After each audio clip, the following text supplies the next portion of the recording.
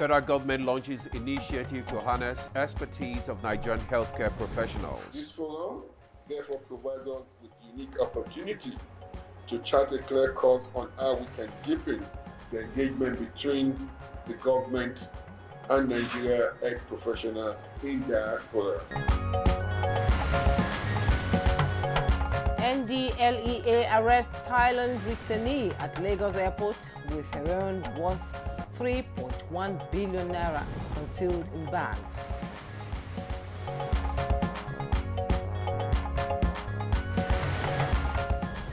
Nigeria sets record straight on 2024 United Nations Human Rights Council elections.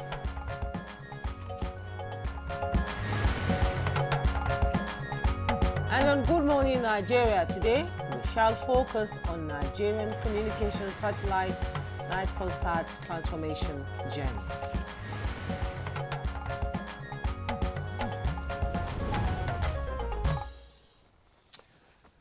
Another beautiful Monday morning. Morning, indeed. It's Good morning. A beautiful day. Nigerian communications satellite Nigcomsat was established in 2006. In May 2007, Nigcomsat, Nigeria's first communications satellite, was launched into orbit. That's true, and Nigcomsat's primary objectives are to provide domestic and international satellite communication services, enhance Nigeria's telecommunications infrastructure, supporting economic growth while developing and promoting space technology and innovation. On October 16, 2023, President Bola Tinubu appointed Jane Nkechi Egerton Idehin as Managing Director and Chief Executive Officer of Nigcomsat, and that began the transformation journey at the Nigerian Communications Satellite Limited under the Renew Hope agenda of the federal government. And in the last year, since her assumption of office, the Managing Director has carefully reviewed the company's activities and identified several gaps. Despite the presence of highly skilled professionals and significant assets capable of positioning the country as a leading satellite operator. That's true. Today, we explore the transformative journey of Nigcomsat under the visionary leadership of Jane Nkechi Egerton Idehin. In furtherance of the Nigerian Satellite Week, we will delve into the theme, Empowering Nigeria's Digital Future, Innovation in Satellite Technology and Entrepreneurship.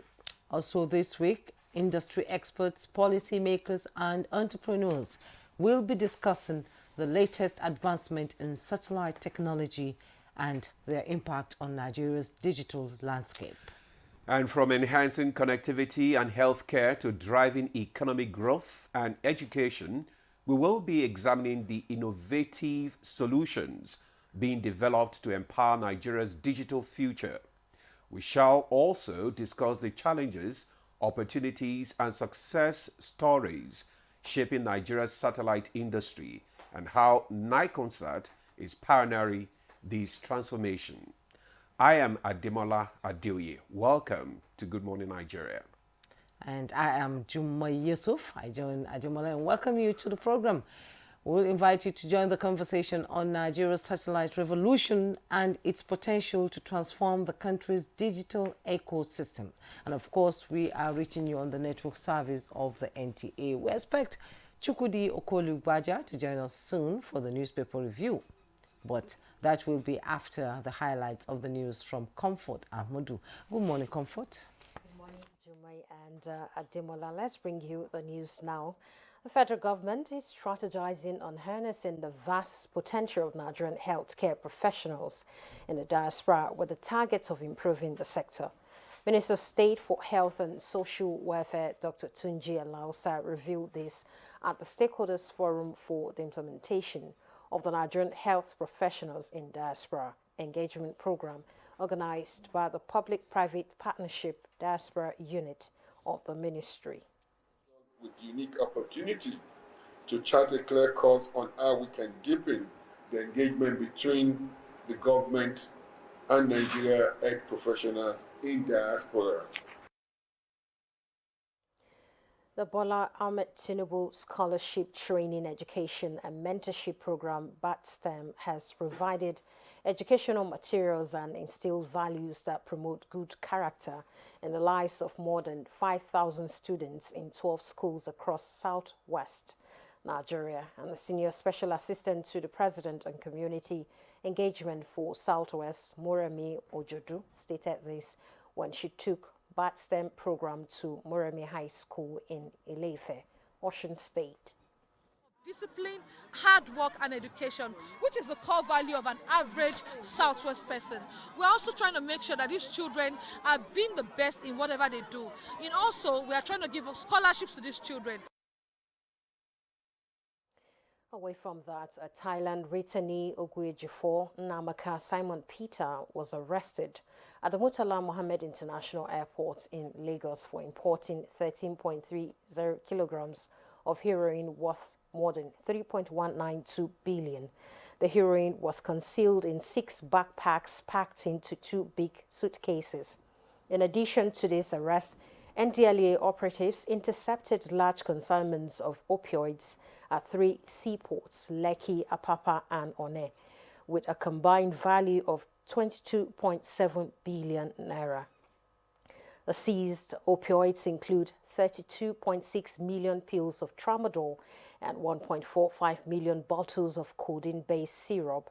Other successes by the NDLEA include arrests and seizures of 50,000 tablets of tramadol, 200 milligram seized in Anambra State. 70 bags of cannabis weighing 1.50 kilogram were recovered in Edo State, while 110 kilogram of cannabis was seized in another raid in Edo State as well. Lectures have been held in several schools across the country, including Cross River, Akwa Ibom, Niger, Oyo, Ebonyi, Edo, and Abuja.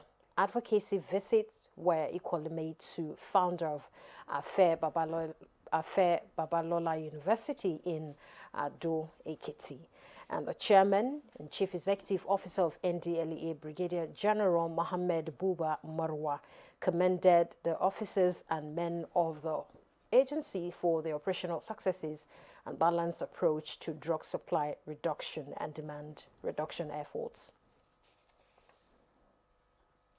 On October 9, 2024, the United Nations General Assembly elected 18 members of the Human Rights Council for the 2025 to 2027 term. And the newly elected members are Benin, Bolivia, Colombia, Cyprus, Czech Republic, and that's Czech Republic of the Congo, Ethiopia, Gambia, Iceland, Kenya, Marshall Islands, Mexico, North Macedonia, Qatar, Republic of Korea, Spain, Switzerland, and Thailand. Clarifications on Nigerians' involvement in the United Nations Human Rights Council elections. Contrary to circulating reports, Nigeria was not snubbed in this election, and the country did not stand as a candidate for the cycle of elections, just like in 2023. Any votes recorded for Nigeria were likely cast in error by countries that thought Nigeria was on the ballot. Our Nigerian strategic approach is focused on supporting endorsed candidates from the African regional group, including Benin, Gambia, Kenya, DRC, and Ethiopia, to promote collective African representation. This approach aligns with President Bola Tinubu's leadership in fostering African unity and ensuring Africa speaks with a united voice globally. And the media is urged to verify information before publication. Nigerians are encouraged not to disparage their country on international matters without facts. Away from that, the All Progressives Congress, APC, has flagged off its campaign for the November 16 governorship election in Ondo State. The party's candidate and incumbent governor, Lucky Aiyedatiwa, while soliciting support, pledged to advance further achievements in key areas such as education, healthcare, and agriculture. The campaign commenced in Ondo Central Senatorial District. all that this administration has been doing, we will continue to advance further. Those are the highlights of the news at this time. Good Morning Nigeria continues with Ademola and Jumai after this commercial break. Stay tuned. As your president, I assure you that we are committed to finding sustainable solutions to alleviate the suffering of our citizens. Once again, I plead for your patience as the reforms we are implementing show positive signs, and we are beginning to see the light at the end of the tunnel.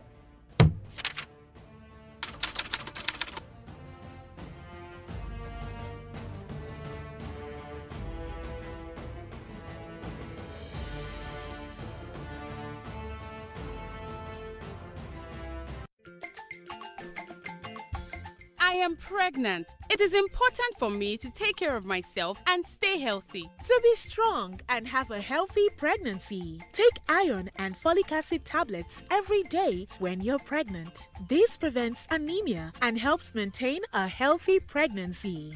Visit your healthcare provider for regular antenatal care. This message is from the ANRIN Project, Federal Ministry of Health. At break time, when my champ needs to keep going, he's going to need his favorite snack, made with the crunchy goodness of Niger-grown maize, malt, cocoa, and milk, containing calcium, iron, and fiber.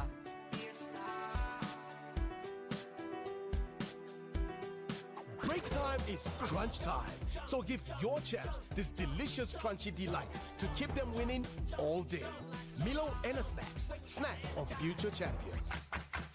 Milo! In a world hungry for goodness,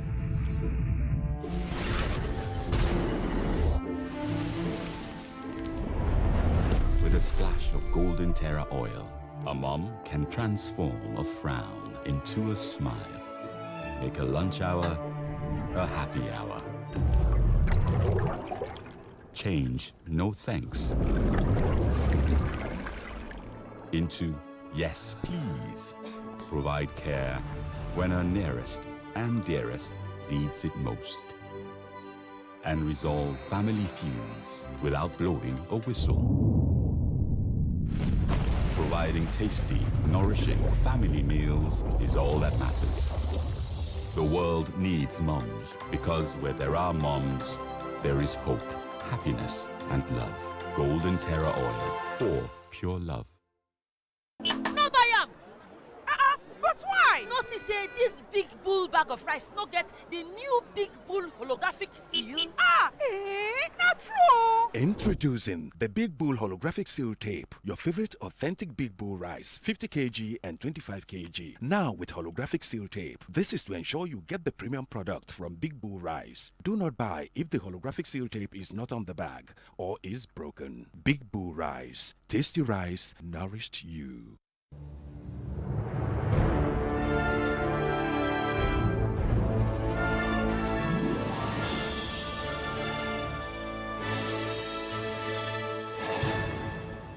TerraCube is available in beef, chicken, jollof, and shrimp flavors at attractive prices of 50, 100, 200, and 500 naira. TerraCube. Unwrap joy. Unleash taste.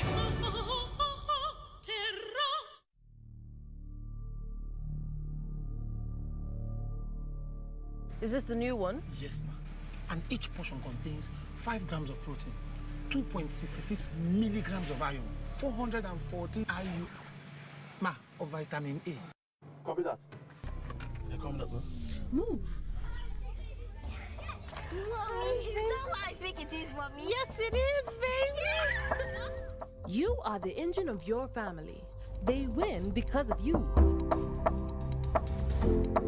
Want them to win every day with the goodness of Golden Morn. Golden Morn, make every day golden. From Nestle. Imagine lovely meals you can cook with these ingredients. You spend heavily but no guarantee of a tasty meal. Not making a right choice of seasoning cube can ruin your meal, money, and confidence. For a tasty meal, do not compromise. Choose Gold. Use Terra Gold for the rich, consistent taste your loved ones crave for. Good for soups, stews, and jollof. Terra Gold. One cube, endless possibilities.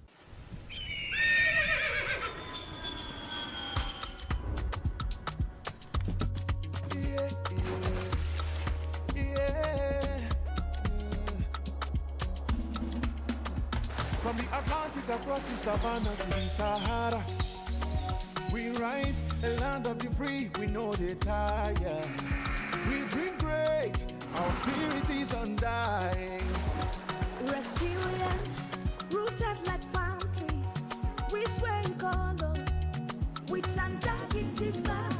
We make solutions, we ignite passion, yeah. Ethnicity is unique, we have more than just a nation. We are Nigeria,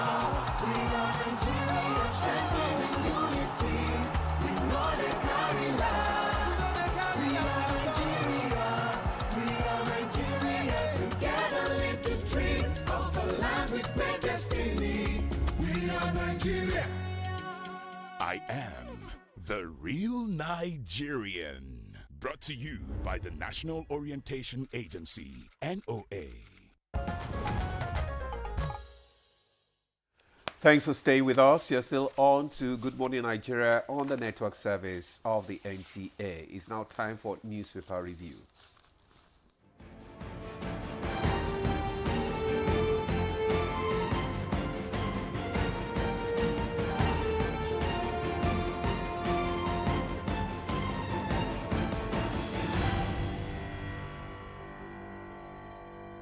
Our newspaper reviewer, Chukudi Okolo-Upaja, is in the studio. Good morning, Chukudi. It's a beautiful morning. Chumai, I am here. I'm very grateful to Providence, for staying alive, one day at a time.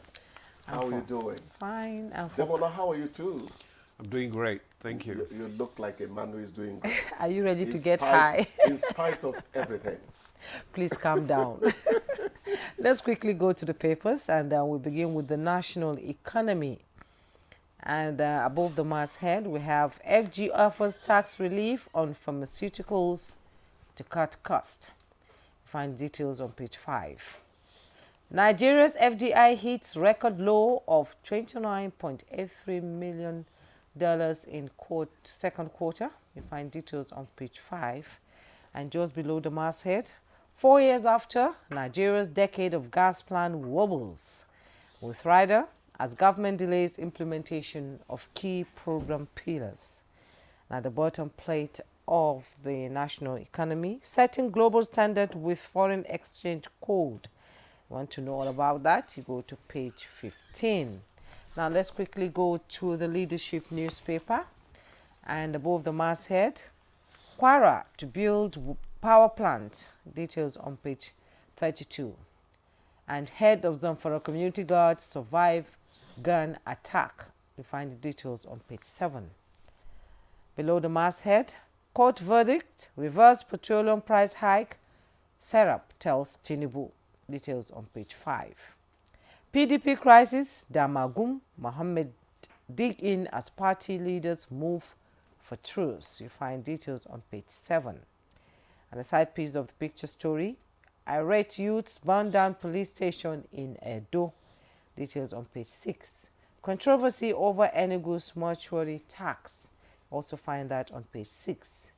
Yoruba Nation, Igboho petitions UK Prime Minister. You find details on page 34.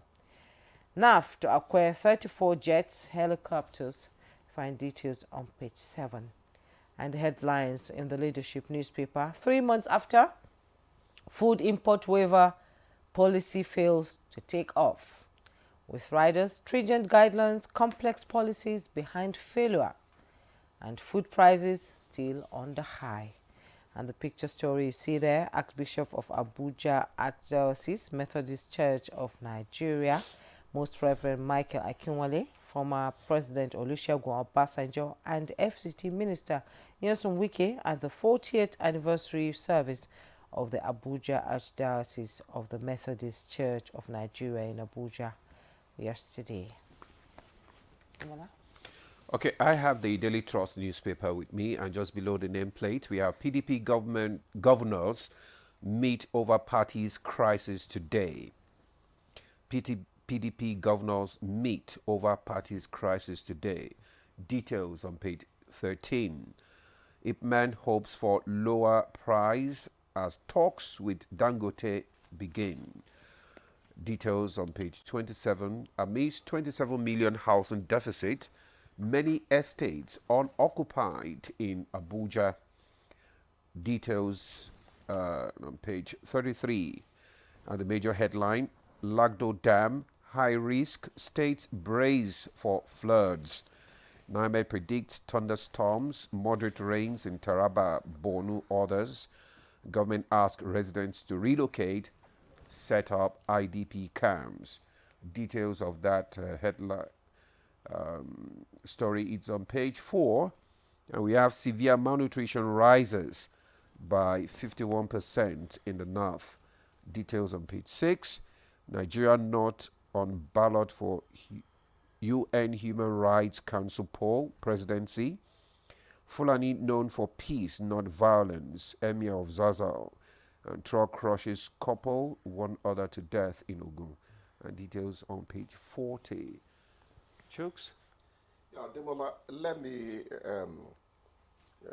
say congratulations to the head of Zamfara Community Guards that survived the gun attack. You know, all the time we thank our soldiers, we thank men in uniform, anyone who is connected, you know, in this fight, you know, on insurgency, against insurgency. We hardly remember the JTF, the vigilantes. They have become a potent force against these people because as natives, they know the terrain more. But this our brother that survived has to be careful because he could have become a marked man. It takes a lot of courage. He still is, actually. To fight for your people, you know. Ipman hopes for lower price at talks with Dangote begin. That's a good one. The back and forth over this petrol price has become something that simply tires you out. You don't know what to think anymore. There's a young man, I used to listen to Bismarck Rewani, and Boyo died, you know.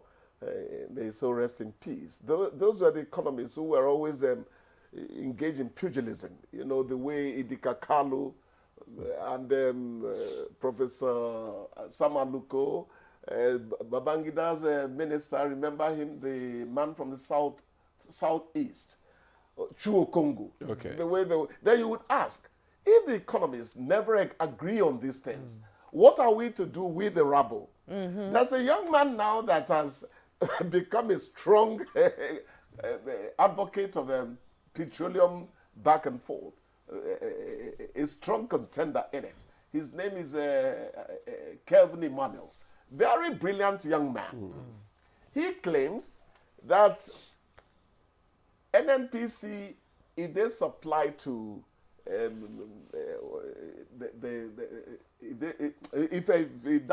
NNPC takes PCL takes oil from Dangote, that ultimately it will be cheaper. I was asking, what is the wisdom in ordering for up to December or thereabout? We don't know what to believe anymore. But at the end of the day, what we ask for is, can prices please come down a bit? Has anything ever gone up in Nigeria and come down? Some do. Tomato, remember we brought a basket for 15,000. Not that. It's about 2,535. Maybe because that is seasonal. Maybe because tomato is seasonal, yeah. It was actually an ailment that attacked the tomatoes in the first place. That was with ginger and all that. Then I think you see the problem with Nigeria is that it has defied all economic theories. Expectations. So you cannot. All these economic theories does not apply to Nigerian situation. So just forget about it. Nigeria should be a case study at Harvard, you know, just to study how our economy works. Inconsistent failure or what? You're on your own. The other one that irks me is is the other one that irks me is how could we say for the next 150 days or so, money that you spend on importing things that are eaten is waived. And 3 months on, according to this paper, it has not taken off. Yes. No. Who is not Policy being fails sincere, to take off. or who is not implementing what government has ordered to be implemented? Say stringent guidelines, Is it the complex government policies agencies? behind failure. Well, I don't believe. Maybe the government agencies. Bureaucracy could just decide to rear its ugly head. Head. At the end of the day, government should remember that they are the ones who look up to and say, what you said would happen did not happen. Yeah. We don't want to know who didn't do what, down the ladder. You are to get them to work. But a good one here, FG offers tax relief on pharmaceuticals to cut prices. The other time we expressed alarm that essential drugs, hypertension drugs, diabetes drugs, they are becoming something you can't purchase anymore. That means that since diabetes does not know that Demola is a medium income earner, that the other person is poorer than him, the other person is richer, since diabetes attacks every one of them, you need to work on the prices for these drugs. Otherwise, we are sentencing some people to death. Just the strip to test your sugar is 16,000 naira for 50 pieces in the bag. It's 16,000 naira. To do what? Just the strip that you used to test, to put your blood on and put in the glucometer is 16,000 naira. I bought mine the last time 10,000. It's 16,000 naira. Oh now. no, that's not fair. 16,000 So you naira can't now. even warn yourself. And the glucometer now is now 40,000 naira. No, Jumai. Dionil, a pack is 26,000 naira. This is not fair. It's not fair. Because what it means is that you can't warn yourself about that rising. I had three of them. Suddenly they stopped working.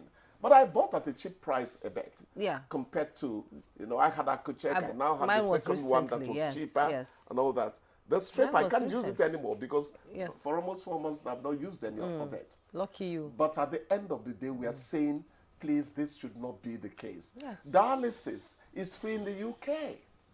Yes, it's under the NHS, which we have here. Maybe, I don't know, maybe we'll subsidize it a bit for those who are on NHIS. Let me not say something I do not. But in the UK, it is free. Here, dialysis, when you get to that level of dialysis, when you have, what do you call it, something to do with the kidney it's failure. Almost like a death sentence on those who are not from wealthy families. It is. How much are you talking about in a week? So we need to look at these things and work on them. I hope it will work and not just like the food import waiver. I hope it will work. It just has to work. I hope this time around this one It just has to work. It's the implementation, actually. Most of these government policies and decisions and all that boils down to poor implementation. When they are not well implemented, you don't see the impact, you don't see the effect. Look at what you talked about the other time about removal of imports duties on some consumable goods, which is not implemented till today. We were so happy when it was announced. So the problem rice has crossed 100,000. The problem we have actually in this country is it Big Bull or Red Bull? The challenge, let me put it that way, the challenge that we face is the challenge of implementation of government policies and programs. The whole government responsible for that. Yes, and on that note. So, but tomorrow is another day. Indeed. Yes. Tomorrow is another Thank day. you, ladies and gentlemen. Thank you so much. Well, gentlemen in the press. All right, we take a break now. Good Morning Nigeria continues after the break. Stay with us. A new edition of TV Guide is out. This time, we got up close and personal with a transformational legislator, the Deputy President of the Senate, distinguished Senator Barrow Jibrin.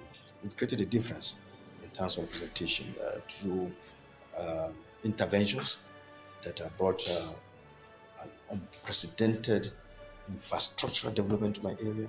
This edition is a compendium of mind-blowing stories for your reading pleasure, ranging from technology, entertainment, economy, media, politics, family, and lots more.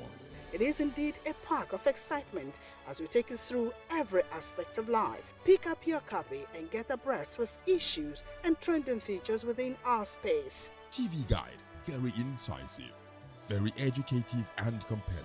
Grab a copy at the vendor near you or any NTA station nationwide. TV Guide, your indispensable companion.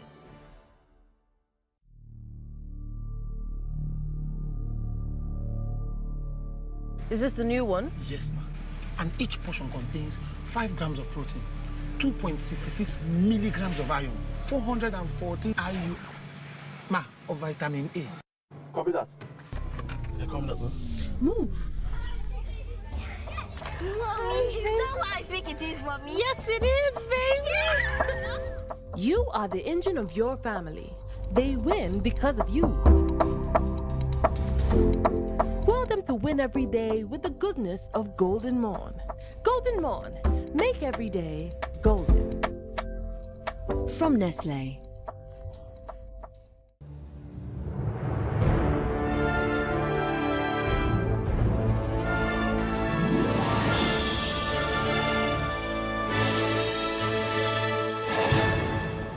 TerraCube is available in beef, chicken, jollof, and shrimp flavors at attractive prices of 50, 100, 200, and 500 naira.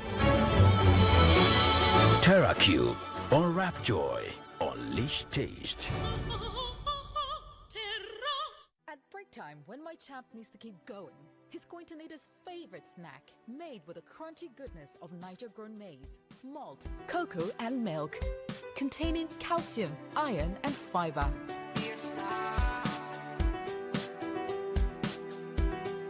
Break time is crunch time.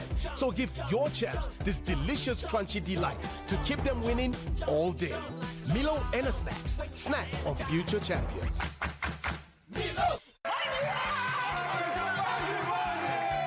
Diadem family!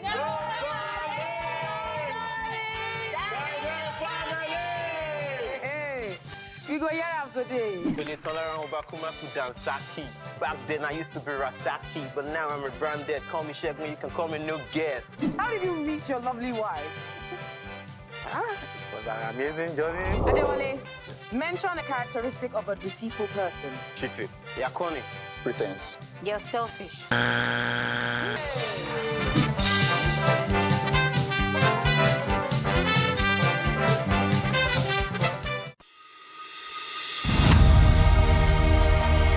Nigeria means a lot to me. And Nigeria means peaceful cohesion. My country. We continue to pray, and then hopefully we will come to understand that unity of purpose, unity of living together. Our ethnic beliefs and background and culture is our strength. Ever since the amalgamation period of 1914 to date, about 109 years ago, the people of Nigeria live very peacefully with one another. I think diversity helps a lot to enhance robust development in Nigeria. All over the country, you have so many ethnic groups, over 250. That is enough to tell you that this is a blessed country, and that God has kept, together as one indivisible entity.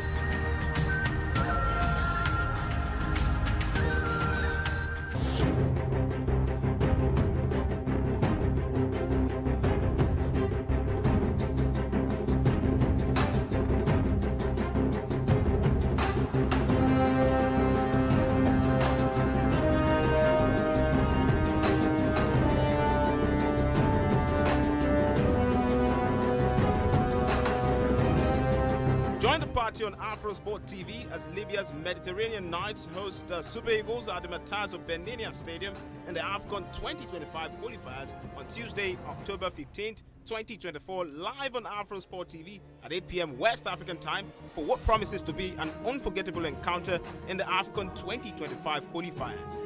AfroSport, your freedom of sport.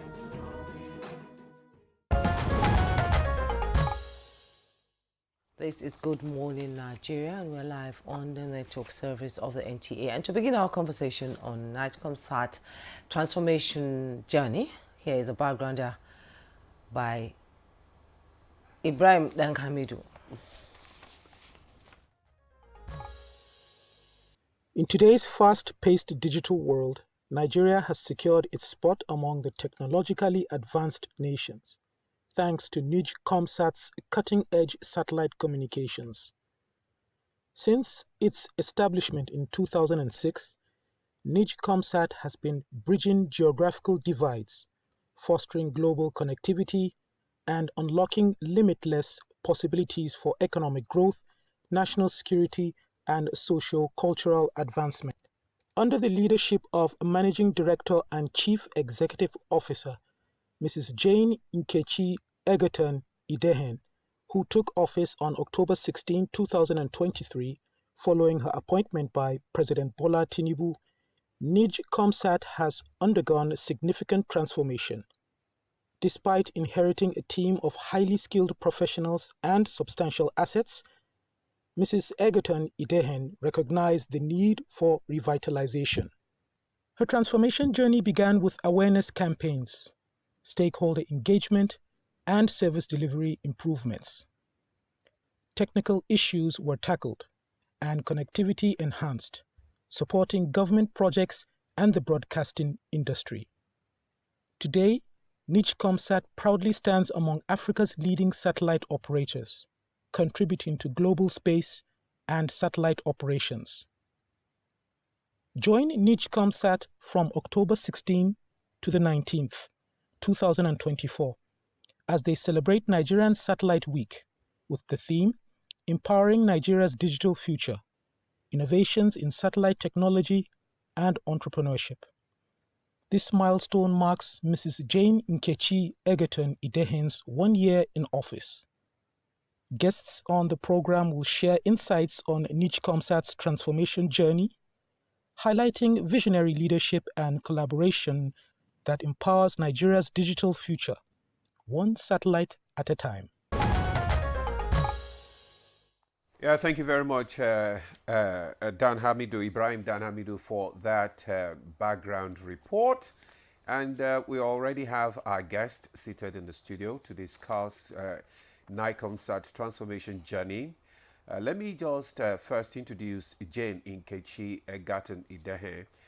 She is the Managing Director, Chief Executive Officer, Nigerian Communications Satellite, Nigcomsat Limited. Madam, you are welcome to Good Morning Nigeria. Thank you. Happy to be here. All right. And congratulations. Thank you so much. Good to have you too. Also joining us is Engineer Abiodun Atta, is the Executive Director of Technical Services, Nigerian Communications Satellite, Nigcomsat Limited. You're welcome. Thank you so much. And also joining us here in the studio is Engineer Temitope Yusuf, the Technical Assistant to the MD CEO, Nigcomsat. You're welcome to Good Morning Nigeria. Thank you very much, and good morning, everyone. So let's kickstart the conversation with the Managing Director, Nkechi. Now, it's been 1 year since you became the Managing Director of this organization, and can you tell us about your vision, your transformation, plan for the organization? So thank you so much for that question. It's actually been it's quite humbling when I think about it. It's already 1 year. How time flies. How time flies. But we are grateful for the opportunity to serve, really grateful to President Bola Tinubu for giving us this opportunity. If I look back at our transformative journey, as like you said, I think one of the things that has been clear, since taking the role, is that we needed first to take up a leadership position in the sector. It was clear. And I say that a lot, that there are 54 countries in Africa. Only 14 of them have satellites. Then how many more would have satellites to the tune of what we have, or the size? If you know, Nigeria has launched a total of about 7 satellites. So even though Nigcomsat has 1, NASDA has 2, and there have been others launched in the past. And 2, we also, for me, that journey is all about how do we bring back the focus to the intent and purpose of this organization, We are here to serve the nation, to ensure that our broadband penetration levels should be where it should be. But we also want to do it where we become the preferred satellite solution provider. We don't want, and I keep saying that, you don't have to take us because we are the only option or because we are the nation's option. We want you to choose us because we are the preferred option. So that journey had required that we focus on some 3 key elements. Okay. The first of it is service delivery. How do we service our customers? How do we ensure we provide the right services? For clients like NTA, that's our client, you understand? And the second one was reliable infrastructure, because we've had historical issues about operational structure that's created a perception in the market that's really affected the way the brand is perceived. And to solve that is to first solve the root cause of the problem. So ensure you have reliable infrastructure. So when consumers, clients, enterprises use your service, they don't have to worry. They don't have to have that perception there that because this service is coming from this organization, it is likely not going to be reliable. And of course, the market is now competitive. So you also, if you have to step up your game to take a stand, you have to show that leadership. And thirdly, for us, which is something we've also been trying to realign, is to ensure that the technology is continuous. Technology evolves. You shouldn't be behind, outdated. And those are some of the challenges that have brought us to where we are. If our satellite is due to be replaced, it should be replaced or upgraded. The technology should evolve. Our clients, the market, shouldn't have to worry on our behalf, And I keep using the example of your mobile operators. Do you have to worry each time the technology evolves? You have to say, oh my God, what's going to happen to my phone? There's now 3G. It's MTN, without calling names. With all these operators, will they be ready for 3G? It's now, do you worry 4G, about now that? 5G, You don't. yeah. You don't wake up at night worrying that your phone, what's going to happen is a new technology, because the operators sort that out. And we want to give that back to our clients, to the market, to the nation that we serve. So if I look at the 1 year, I'll say those have been the key driving forces that has brought us to this point. Okay, we've moved, a step forward talking about your 1 year in office. Yeah. What was it like when you took over? Because in 2006, when Nigeria was now shooting her first satellite into orbit, all Nigerians were excited. Along the way, glorious occasion. yes, it was a glorious, and along the way, people now forgot that there was something like Nigcomsat existing. So what did you meet on ground, and how have you been able to sort of overturn it? So the interesting thing, and I said that in an interview I had earlier in the year, is that one of my biggest challenges has been just awareness. People don't even know that we have one. Yes. So like you said, in 2006, when we attempted the first one, it actually failed. Like every technology is not perfect. And it failed, and we redid it again in 2011 and launched another. But there's a huge miseducation out there that we don't have. People only remember the 2006, 2007, forgetting we have relaunched it in 2011. And we do have a satellite in space. I remember speaking to some kids and asking questions. We go and do some of this, creating awareness in secondary school. And the poor young lady told me that her mother said this, it fell out of the sky or something, But it just shows you that if there's no awareness, then there'll be no adoption, there'll be no use. And a huge part of that job for us this year was trying to educate the population, educate the market that the service actually exists. The satellite actually exists. It works. And its capacity needs to be used. So that's been the big barrier this year, interesting enough. Yeah. Okay, so you've been able to create the necessary awareness, because that is where the challenge is, getting Nigeria, to go along with your transformative agenda. But you talked about the 3 key elements of your program, which is service, reliable infrastructure, and the involvement of technology and all that. So how has Nigcomsat addressed the issue of infrastructure and technology deficit so far since you came on board? And that's a very solid, valid question. So one of the things we met when we came as a new leadership is that some of the infrastructure wasn't actually working, wasn't at par with what you would have in the market. So we had to fix it. Like for those that know technology, for example, our KA band was down. You can't sell what doesn't exist. You understand? You have to first fix it, because that meant you would also lose clients. Sometimes it was the equipment was outdated. So we spent some huge time, and I call it inside out, because that's the part of the work nobody sees. It's just internal work. We spent a huge time upgrading the equipment, you know, making sure that the software levels, the hardware levels are their latest release, so that we can offer the latest value of those features to users, clients, and enterprises. So that's some of the things we've focused, but we've also started realigning to ensure that we plan out the future. You need to have a technology roadmap as an infrastructure company. You need to know where's the technology going to evolve. How do you position it? Why are you positioning it that way? What's the value you're getting and extracting to service the market? What does the market need? And which technology should you align? So there's been a lot of work to do that. And I think that's what led us to going back to our plan for the next satellite. We call that N2. Making sure we have that in place. Because our existing satellite does have an end of life, like every technology. You need to have a replacement for it. Indeed. So we'll just put you on a pause now and, you know, come back to our other guest. I'll begin with Engineer Abiodun Atta. Satellites in orbit is a lot. I remember growing up watching Cosmos on NTA then. Yes, that's when we knew there was anything like satellite up there. And we were able to realize it in Nigeria in 2006. We have our own satellite there. Like she said, her mother told, the girl's mother told her that it fell from the sky.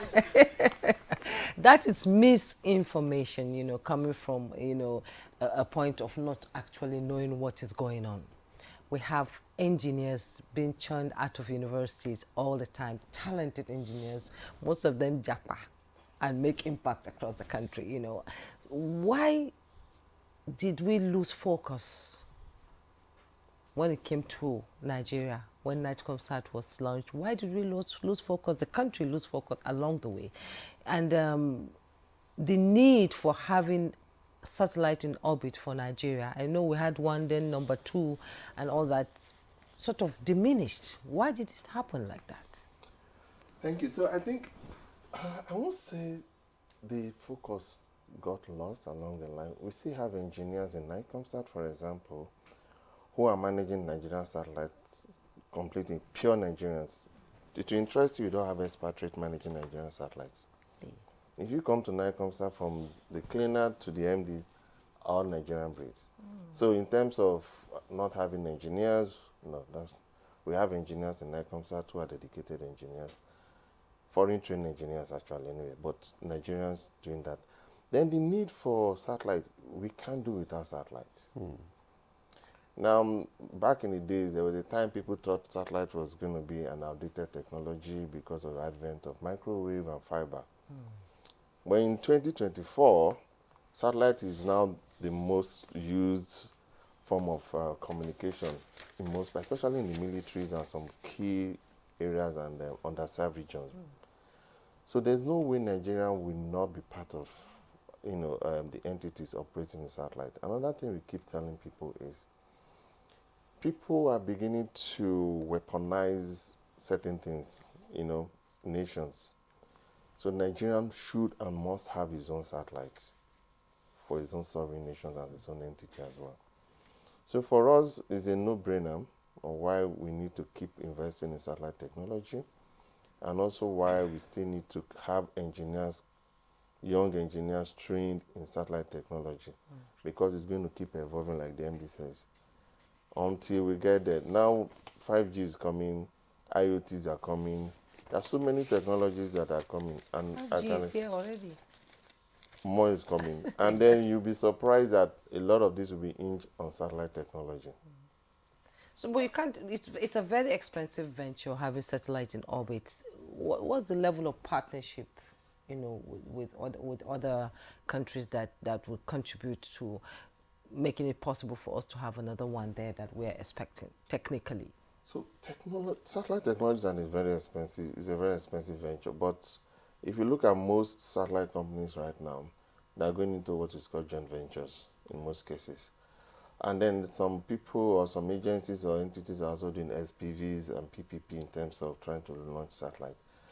So one entity cannot singularly launch. If you look at other players in the industry, they are merging. So it's going to happen. That combination will keep happening in the industry, and that partnership will keep happening. Yes. Can I add to something he said? When you asked the question, why do we need satellite? Because as he was talking, I was thinking about, like, it's interesting to note that there are over 200 million Nigerians. But the truth is that half of them don't live in the urban areas. It's rural. But where do you have your standard mobile operators, terrestrial operators? Where do you have fiber, the mobile networks, MTN, Airtel? Where? It's mostly in the urban and the semi-urban. And it's just clear that commercially it's not always viable for these players to go to the rural areas.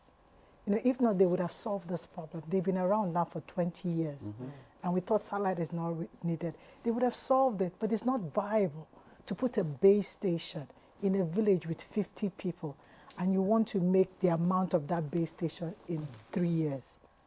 So it's becoming clear you have to find other alternatives. It's not viable to run fiber from the city all the way to that village. Think of right of the way, cost of the infrastructure, and you land the village is 100 people. Now you want them to pay you for all the money you used to lay fiber. With satellite technology, you don't have that. It's that dish and that modem. If there's a sky, you put it there, you create that network for them. So we've realized that technology has to be complementary. It's like people say, why do you cook, then you still go to a restaurant? Because it's not every time you want to eat the food you cook, isn't it? Sometimes you want to complement it by trying something different. I don't want to eat ever.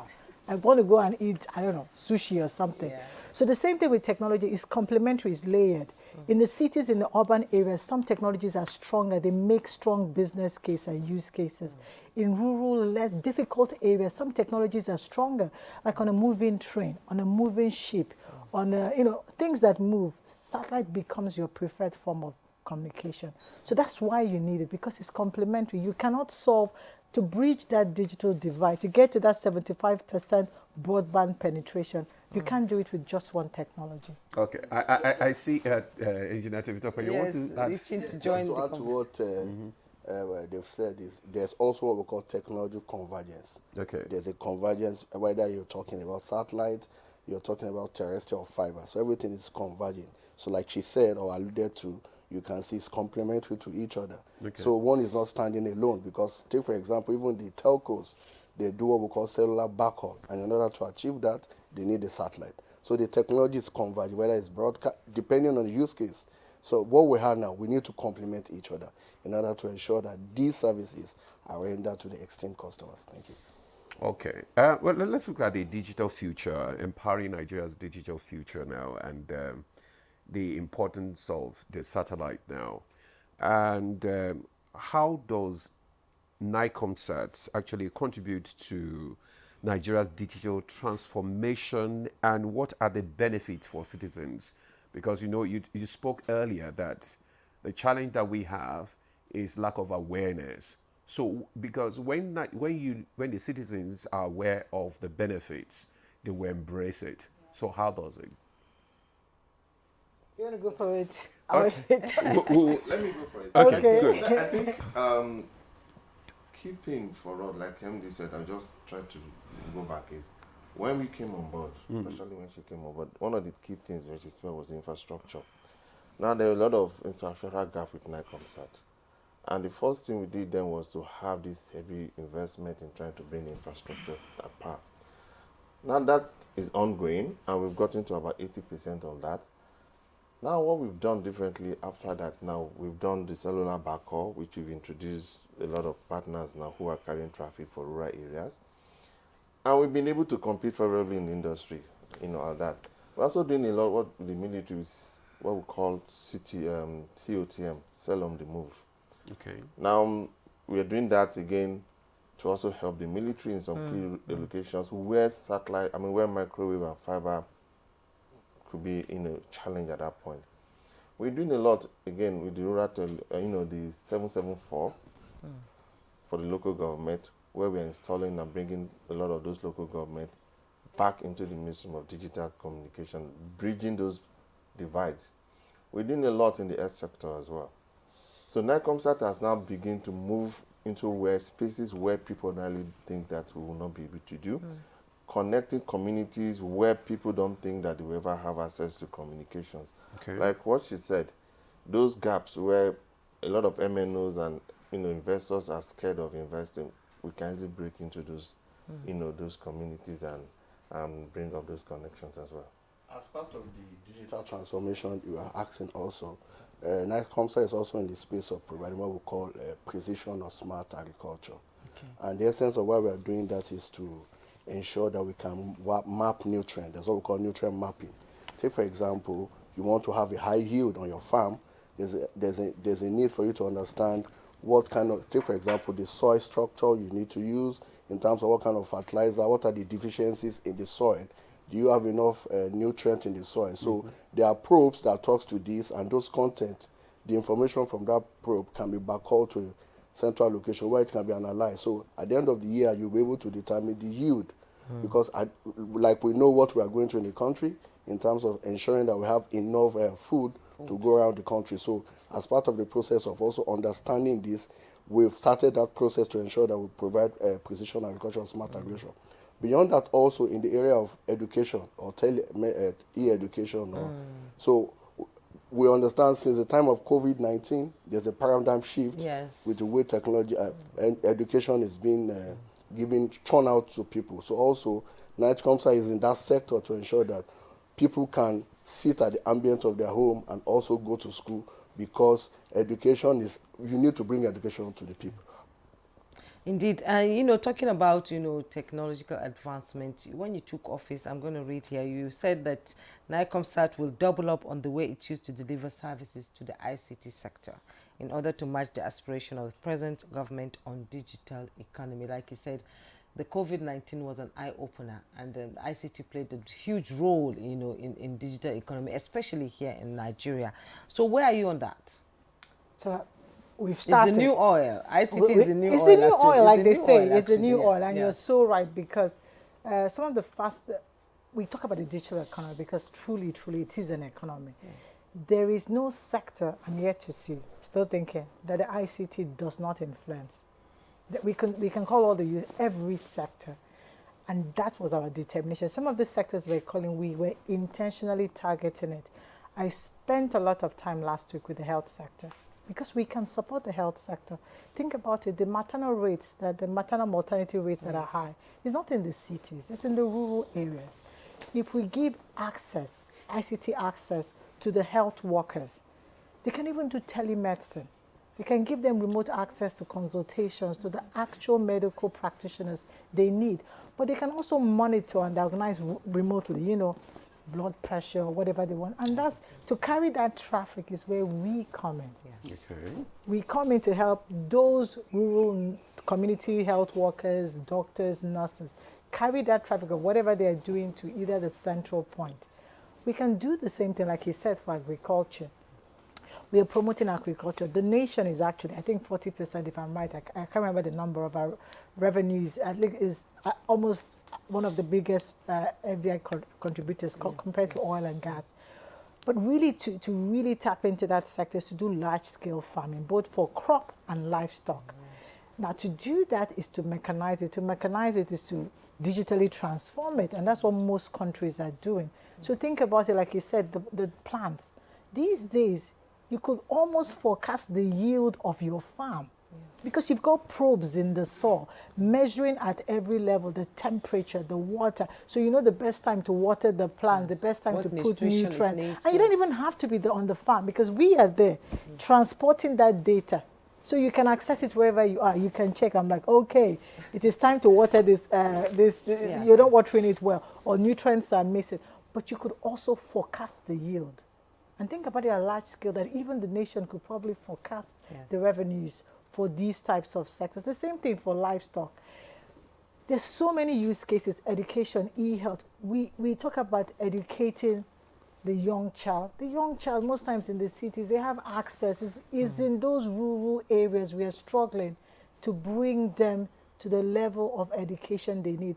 And sometimes it's just maybe we don't have enough resources in terms of teachers or the right teachers to teach them or the types of teachers required to teach them. But with technology, we can bridge it.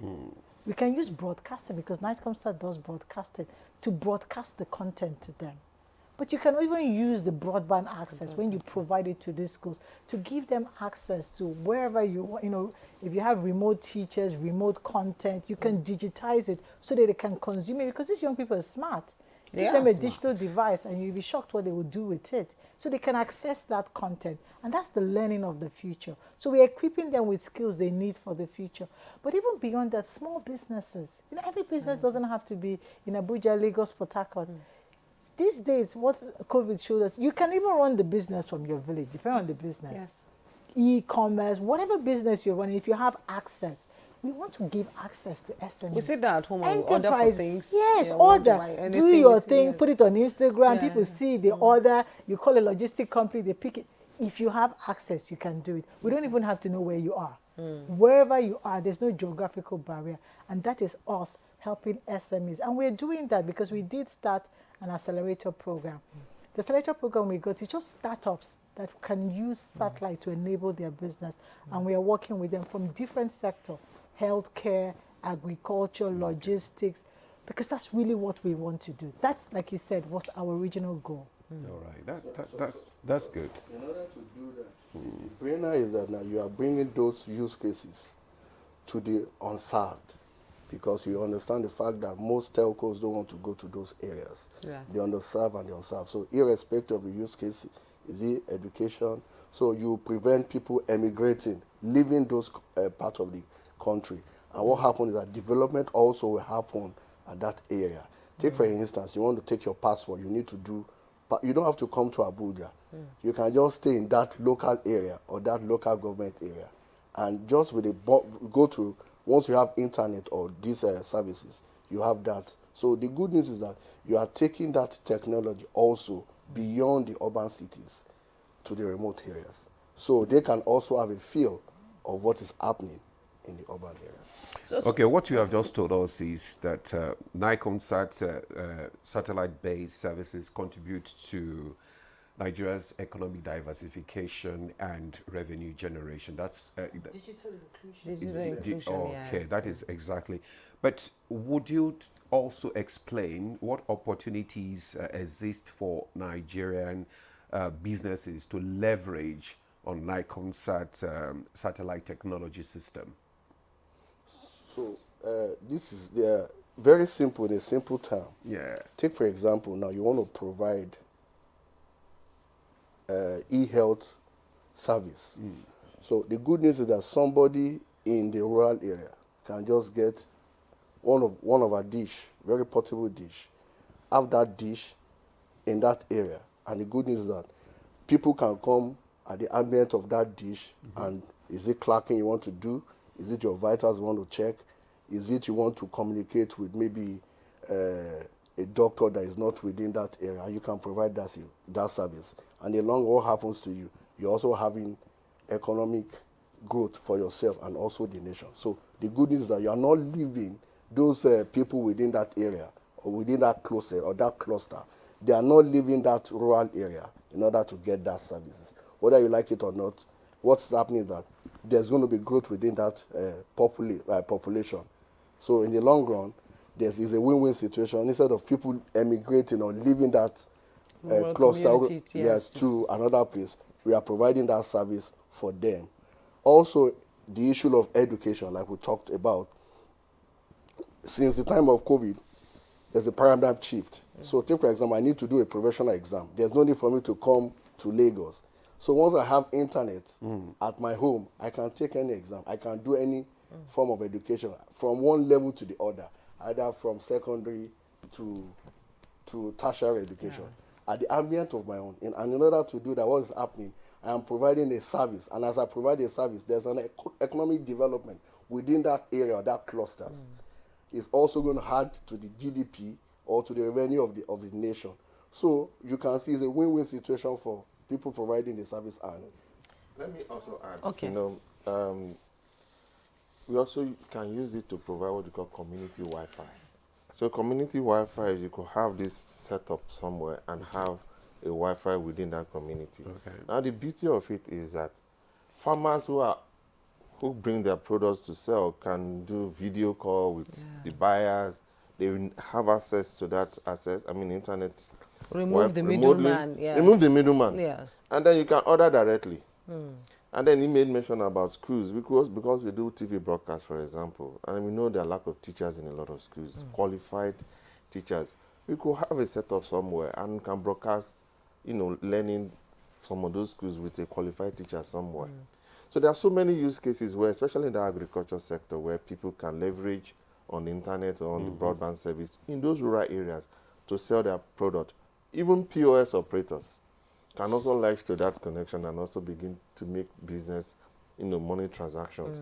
So there are so many things you could layer on this service that can help, bring up the activities of those rural areas. If you look, when GSM came into Nigeria, the economic boom in Nigeria was something else because of connection and connectivity. So when we take this, because it's easy for Nigcomsat to rapidly deploy these assets faster and cheaper than most of these operators. So it makes sense why, satellites in some of these rural areas is still the in technology to do by. Okay, still talking about connection. Nigcomsat doesn't come directly to the user. We need to use the telecom companies to be able to do that. And these are issues that has been there for a while before you joined in. I don't know how you're tackling the issue of telecom operators abandoning the service of Nigcomsat to source for satellite services outside the country. How are you bringing them back on board? So you're so right. That is a key issue we faced. There's a lot of capital flight. And that's why one of the reasons we started on that awareness campaign. You need to be aware that you do have that asset. You don't have to go because you're spending hard-earned forex trying to get the same service you will get here. Now, what we've done on our part is to ensure that the service quality is at par or even better. So we don't give people also a reason to say, but I would have loved to use you, but the service wasn't good, because we see a lot of sectors, even government agencies, doing that. And this is a personal appeal to them, that Nigcomsat is ready for business. There is so much. If you see the fastest development economies, this is some of the things they leverage, without calling any country's name. Using their national asset, like you said, some of these things, they give you a lot beyond. They give you national sovereignty, defense, security, and development. Most of these use cases we've painted, it's not commercially driven. Because if it's commercially driven, you wouldn't go to the rural area. No, the others are not. They're going to where they feel they can easily make the money. The only reason you can go to the rural area, your government agency, your mandate is beyond just making money. It's ensuring that there's inclusion. Access. Everybody is empowered. Small businesses, no matter where they find themselves, should have access to connectivity. So from that angle, it becomes clear that for nation building, we should do this for ourselves. And that's why we are appealing to government agencies, private sector. And interesting enough, we are getting a lot of response. I'm not going to make it sound like, we are. Some of the new business lines we have is because of the renewed interest in Nigcomsat. And some of them are coming from private sector, local entities, large corporations, and some are coming from foreign corporations. Really? Yes, foreign corporations. Because we do have coverage beyond Nigeria. So West Africa can use it. Sub-Saharan Africa, sometimes we have foreign players that are trying to use service here and they come to Nigcomsat. So definitely this is one of the reasons we are doing things like this. Because I think the more we talk about it, the more we bring that knowledge even to those that probably have forgotten. Maybe they knew in the past, in 2006. Just to add to what they say is, a lot of people have an impression this is government agencies. That is it. So when we came on board, one thing we needed to do first was look at internal restructuring of the team. Now, before then, there was no service delivery, there was no pre-sales, there was no updates. So what we did then was, look, first and foremost, we are a service organization. We need to first of all service the customers. When a call comes in, somebody is there to pick it up. Somebody is there to immediately proactively react to certain things. Now that is in place. Now come to sales and trying to see how you convert, sales to commercial. So we got a team again, another pre-sales team. Their job basically is they look at the sales angle, they look at the technical angle, and they merge it. So it's a rapid transformation of things going on in Nigcomsat. That's why, like you said, a lot of private entities are coming. We have a lot of players in the cellular backhaul space now who are eager to do business with us. As a matter of fact, we signed contract with some of them. We're not carrying traffic. And again, we don't really need the MNOs, like you said, to always deliver. We could go directly and deliver to some of these entities. We're also dealing with channel partners because we also understand that reaching some of these areas could be tedious. You rather engage those local partners. And you're also empowering those local partners. Because it's job creation. Now, these local partners, in their own way, are also taking up these services, making their own money, and also, pushing. So we're also doing this channel partner thing with a whole lot of different partners across the different regions. Now we moved to that. We're also looking at getting some specific individuals with some specific set. Like I said earlier, Nigcomsat is fully run by Nigerians, no foreign partners. And we're proud of it. It's Nigeria for Nigeria. And that's the thing the MD has also been preaching. We rather send a Nigerian out there, get trained, come back and do knowledge sharing or knowledge transfer. So that's what we'll be doing, and that's one of the key things that we're focusing our attentions on. And we're also asking people, don't do business with us because we are government agencies. Do business with us because we are able to deliver and meet the specific KPIs that you're looking for. Also, to add to what you have just said, is that what we're also trying to do is to look at not just looking at challenges, looking at problems, and solving that problem. Let me give you an instance. Now, if you look at the Almajiris, now the question is this: before now, what UBEC does is that you give them what we call a tab, and you create that content so that they can go to school. But the question is, at most times, they don't have access to internet. So now becomes a problem. So a solution around it, okay, how can we also have what we call an hybrid solution? Use broadcast and also use internet. So the good news is that you can push that content, that educational content, to that tab. So what are you doing? So whether they have internet or not, that content is with them. So at their own convenient time, they can sit down, learn. So in most cases also, beyond the fact that yes, the solution is there, we are looking at what are the challenges. We spoke about for different use cases. We also need to have this understanding that IP is an enabler to any sector, whether it's economic, whether it's commerce. So beyond that also, we are looking at the problems and having a solution, application solution, that we can ride on in order to get this product to our esteemed clients. Even right now, as we are on air, it's satellite that is, projecting whatever 100%. It is we're talking about. It's all about technology. You're powered by Nigcomsat. What about the issue of cybersecurity? What role is Nigcomsat playing in promoting cybersecurity and protecting digital infrastructure? Maybe you should take that. So, for us, with regard to the cybersecurity part, we have a team of engineers who are primarily focused to looking at this sense. Because cybersecurity is a continuous thing. Yes. And the beauty of it is you need to constantly update your system, constantly update your engineers to make sure that those digital assets are protected from external attacks. So we're having constant trainings and retraining of our engineers. Another key thing we're doing, especially within Nigcomsat, is we're taking our security very serious, which means that certain things and certain devices are prohibited, for example, from bringing into our facilities to also help protect some of those infrastructures. Some certain areas, again, not cyber security, also human security as well. Some certain areas are also prohibited from certain individuals from accessing because those areas are core areas within Nigcomsat that you wouldn't want interference. So for us, we have the brain behind it, constantly updating your infrastructure, constantly updating your engineers as well. But I would also add that the way we've even structured, it reduces the vulnerability because most satellite operators are not inherently here. So they don't land, we call it land traffic. So you take your traffic somewhere and bring it because they don't have their gateway. The satellite has to talk to some gateway, maybe in London or somewhere in the US, then bring the traffic to Nigeria. Now you increase the vulnerability points. The way Nigcomsat is structured, the satellite, Nigeria. We land the traffic directly in Nigeria. We don't go to another country. Also beyond that, there's a standard we call ISO 27001. It's a standard that you need to follow, and which Nigcomsat is part of the standard. And also, at the global village, the Office of the National Security Advisor is also ensuring that everyone that carries such traffic must follow that standard. So the standard, if you follow the standard, take for example, for every systems, you cannot just go and plug in a flash, because what are you doing? There's a man in the middle, and which could also attack your infrastructure. So if you follow the recommendation of that standard, it's the security management standard that have been put in place, which Nigcomsat is also a part of that body.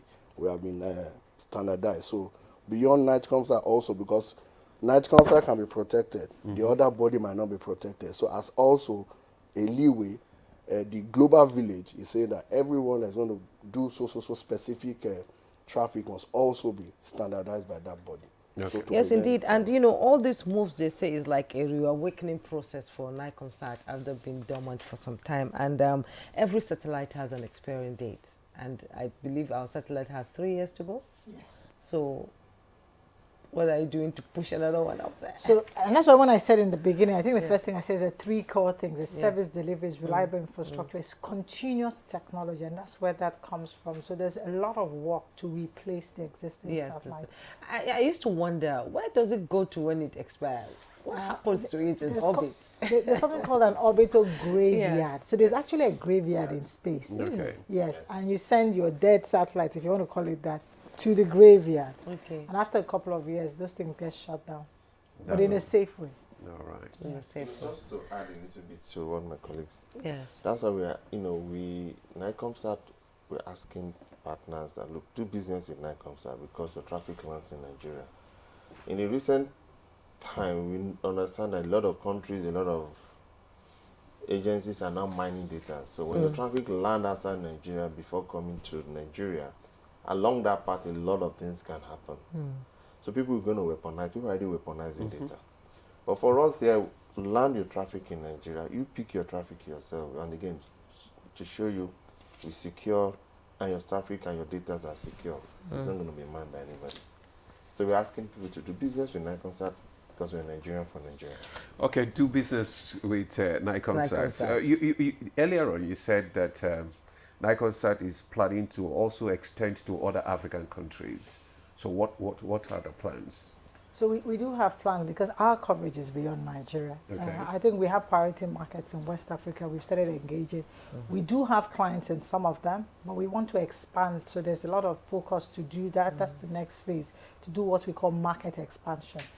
If you look at the West African market, the only person that has a satellite is more like an educational satellite. They launched and it just lasted for about 9 months. So it was Ghana, then Sierra Leone launched 2 months ago. So we are the only ones that do have a communication satellite. The only other communication satellite was a regional, a region came together, sub-Saharan region, and launched one. So there's a huge, just the way we have that gap with broadband penetration, internet penetration. Think of West Africa, Cameroon, Ghana, Senegal, Chad, Niger. Some of them are even landlocked. So landlocked makes it tougher because we are closer to the sea, so we can bring submarine cable. They are landlocked. Nobody's taking that cable to them. And that's where they start to lean on satellite. So there's a huge potential for us.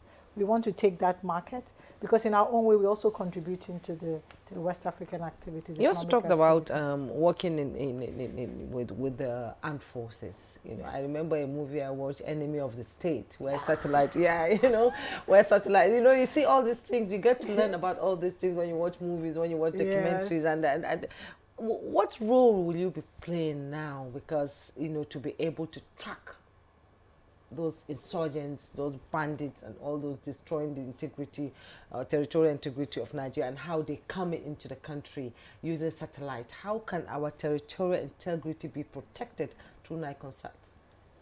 A good one, without diverging too much, because defense security, of course, is tricky. Sometimes one of the things we do is send our men in service, isn't it, to this hard-to-reach, hard-to-access areas. Think about Sambisa Forest. I'm proud to say that I think the first time they did the major attack in Maiduguri, this was under President Muhammad Buhari. It was actually Nigcomsat that did the communication for them.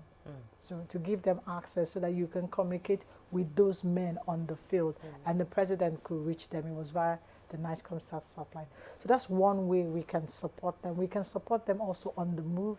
They do a lot of activities that require them on the move. It could be a moving ship, a moving plane, a moving train. It's difficult to use traditional communication in those cases. You know, you see that it's difficult. Where the best sweet spot for those cases is satellite. So we also come in there, and also some other what do you call it? You know, it's so exciting actually. It's exciting to talk about it. You know, somebody's just sitting down and monitoring what is happening around the country and all that. To what them saying, in terms of the armed forces, you know, they have the cell on the move, the cell on the pause, and we can also back all this all this, you know, information to a command and control center. Yes. Whether in Abuja or anywhere the military wants to set up the command and control center. So we can backcall it and have the men on the theater of operation with their walkie-talkies, and all this will become, you know, backcalled or transferred back to the command and control center through Nigcomsat satellite. We've done that in the past. We're still doing that with some of the military arms as well. And the cell on the move, we just deployed some like trying to be careful in terms of certain information. Yes. We've deployed some of this cell on the move, which means the military can be in the forest having its operation, and there's this particular moving with them and covering about 500 to 1,000 kilometer range where the team, you know, are operating. I'm bringing that information to a command and control center where the chiefs are sitting and watching live in terms of how these men are operating. So that is already ongoing as well in some of these areas. So there are so many things we're currently doing with the military, even, you know, trying to also aid in their communication. There's a new military operation we're dealing with right now where they have their own unique set of handsets that can do video, voice, and data that they're currently trying to also deploy to the military. So there are so many things we also, you know, working with the military on. Just to add to, there's also what we call the unmanned guard post. It provides what we call surveillance system. It's unmanned, like I said, it's unmanned. So the good news is that it has cameras embedded with AIs. So you don't know, you just pass through it. It's taking what's called video capture as you traverse from one location and sending that to a command and control center. So if there's any issue of invasion from that, and also the good news is also embedded with guns. So from there, if they want to take any actions, without, you don't know, but it's powered using Nigcomsat satellite to provide that service. You have all that services available. Yes. Now let's. That takes me to the next one. We know we have had a lot of disasters, management issues, and all that, and we know that in some other climes they use a lot of satellite technology to manage disasters. So how does Nigcomsat come in here in disaster management? Do you collaborate with other government agencies? Oh yes, so for disaster, so we have what we call a communication satellite. NASDA, if you know NASDA. So NASDA is another government agency that does, you know, space research development. So they also have what we call a remote sensing satellite. Now the good thing with that is that why ours is like a communication, remote sensing is like having a camera in space and taking pictures. It means you can track. You can track things like weather conditions. You can track things like movement in certain location, urbanization, to say, oh, there were no houses here, now there are houses. Because if you take pictures over time, you can tell. You can track things like agriculture, the way things... Like we're watching with the Florida... Exactly. You can say, okay, but 10 months ago, these were the conditions. Now, this is what changed that created that. So NASDA is a sister agency that does a lot when it comes to disaster monitoring, because they have this Earth observation satellite observing the Earth, disaster monitoring, and they work with subsequent sister agencies to actually share that information. Like NIMET? Like NIMET, exactly. Because I'm almost proud to say, I think I'm aware that they, even for the flooding that happened in Borno and Maiduguri, I think they well aware, informed some sister agencies. But that's how it should be, so that we all work together and collaborate. Nigcomsat can still help in some use cases, because when it comes to, so if you take pictures, of course you can also provide connectivity to collect data as well in that location.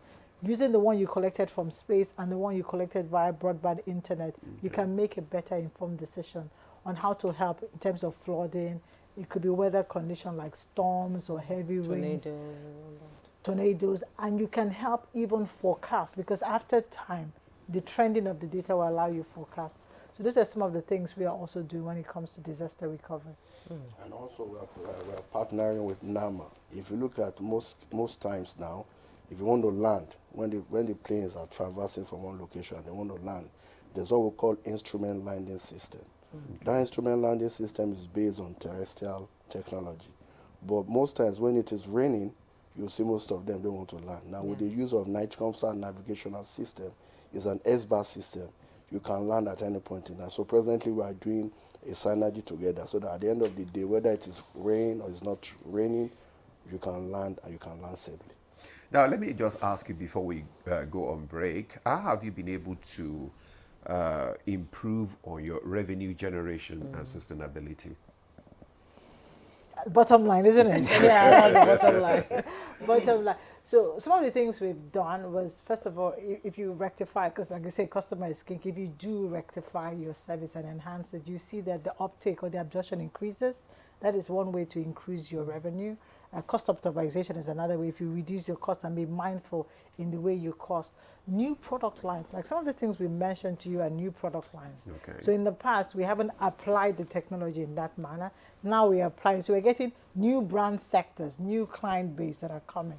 So these are some of the things we are doing to help increase our, we call it our pipeline, which we're now converting to commercials, because a lot of things we do the pilot phase or we do the testing phase, and now we're going into the commercial phase. So these are the three areas we have been diligently working in. Okay. Either going back to existing clients and offering them new services that we're not aware, creating new product line for new sectors. That's another way. Creating an avenue to bring back clients that have also left. You know, some clients have left because of maybe the technology in the past was not reliable, but also optimizing our cost. Okay, we'll actually have to take a break right now, but when we come back, we want you to shed more light on the transformation journey and this week that you're having, how you're organizing it, what you're doing, and what do you intend to achieve. We'll be right back. Appointment by President Bola Tinubu, Nigcomsat has undergone significant transformation. Despite inheriting a team of highly skilled professionals and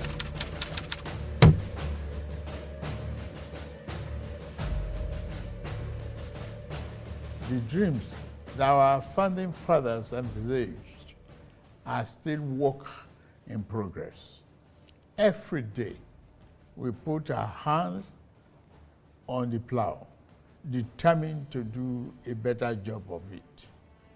While it is tempting to focus on what has been left undone and where we have stumbled as a nation, we must never lose sight of how far we have come in forging and holding our country together.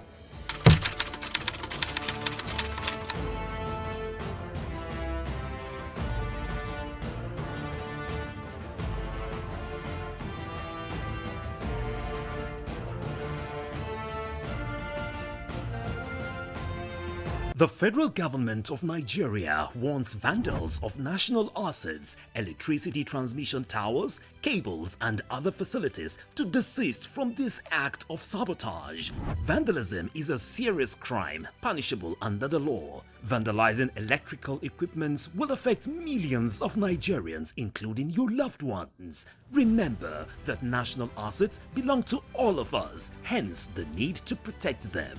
Report all cases of suspicious movement around electrical facilities to security agencies. When you see something, say something. This message is from the Federal Ministry of Information and National Orientation in collaboration with the National Counter-Terrorism Center, NCTC, Office of the National Security Advisor.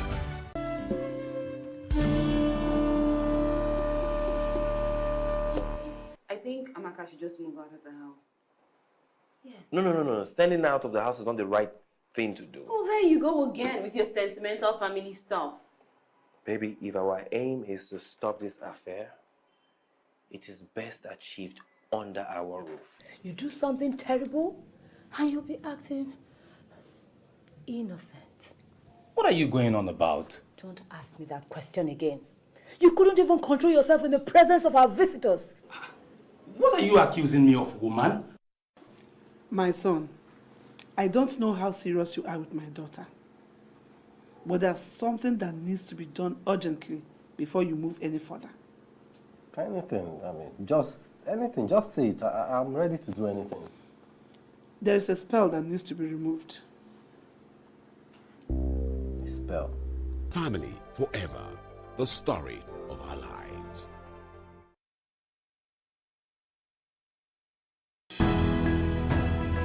The counsel of our fathers.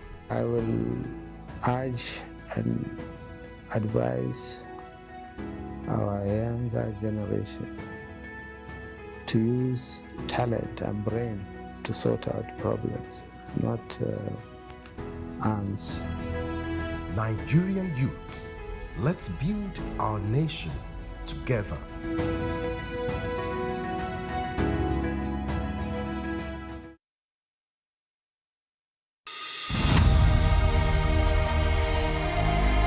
You have to move from the point where you protect and defend your religion to a point where you also recognize the rights of the other person, of the other religion, and protect it. So if I am protecting my own territory and my own people and trying to emphasize their rights and protect their rights, I should also be thinking about how to protect the rights of the others. Both Islam and Christianity recognize and defer to God, and both recognize the temporariness of the life of this world, and that ultimately we all go back to God for the day of reckoning, when everybody will render an account of his life on this temporary abode.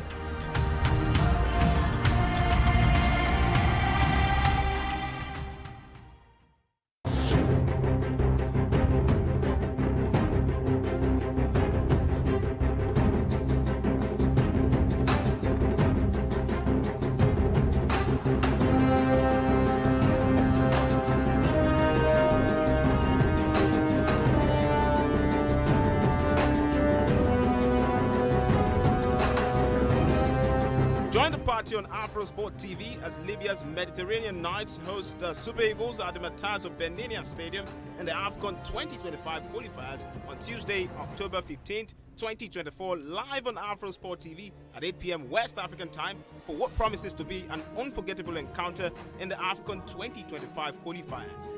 AfroSport, your freedom of sport.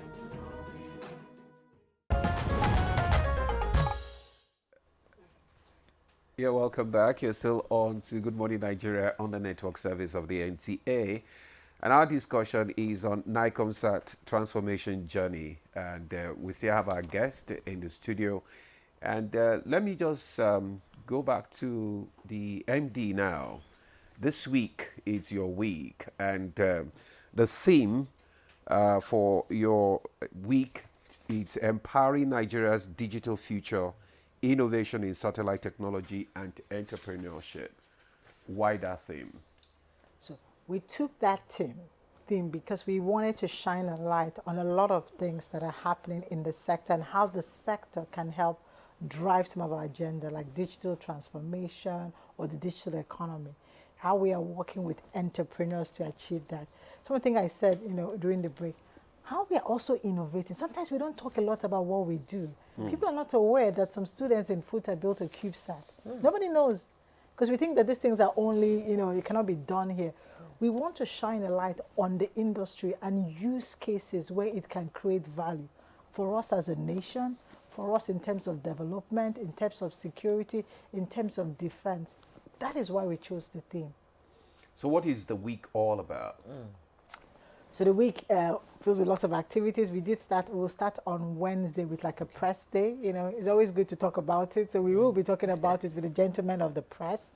They have been great stakeholders on our journey. This past 365 days, I think a lot of the leverage we had is because the press have also helped share and educate the population on our behalf. Okay. Then the second day, we are going to a stakeholder section. So we're bringing thought leaders, industrialists, specialists in the sector to come and share And that's why we want people to hear about the use cases, how it's being used, how it services the digital economy, how it empowers, create jobs, not just from us, so that you'll be hearing from the experts, from all kinds of sectors using the service, both those in agriculture, both those in defense, those in healthcare, even people that fund the sector, why they fund it. Because you need to hear why they fund.